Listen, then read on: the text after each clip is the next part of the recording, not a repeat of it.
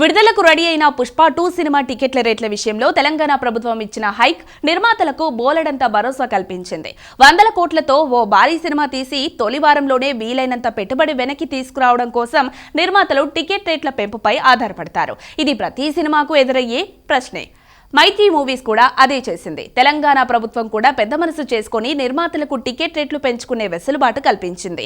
అయితే premiere show ticket రేట్లు మరీ ఎక్కువని, సింగిల్ స్క్రీన్, మల్టీప్లెక్స్ రేట్లు కూడా విపరీతంగా పెంచేశారని, ఇలాగైతే సామాన్యుడి గతేంటని కొంతమంది ప్రశ్నలు సంధిస్తున్నారు. సినిమా టికెట్ కొనాలంటే ఈఎంఐలు అవసరమని, ఆస్తులు తాకట్టు పెట్టాలని జోకులు వేస్తున్నారు. ఈ ప్రశ్నలు నిజమైనవే. టికెట్ మీద 50, 60 కాదు, 150, 200 సింగిల్ స్క్రీన్ లోనే పెంచేశారు. అయితే సింగిల్ స్క్రీన్ లో పుష్ప 2 చూడాలంటే మనిషికి 500 రూపాయలు తప్పనిసరి.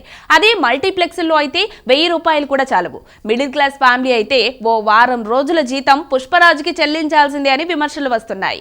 ఏదేమైనా టాక్ తో సంబంధం లేకుండా సినిమాకున్న క్రేజ్ కారణంగా ఫస్ట్ డే వసూళ్ల రికార్డులు మాత్రం ఇండియాలో పుష్ప 2 బ్రేక్ చేసే ఛాన్స్ అయితే కనిపిస్తోందంటున్నారు ట్రేడ్ నిపుణులు.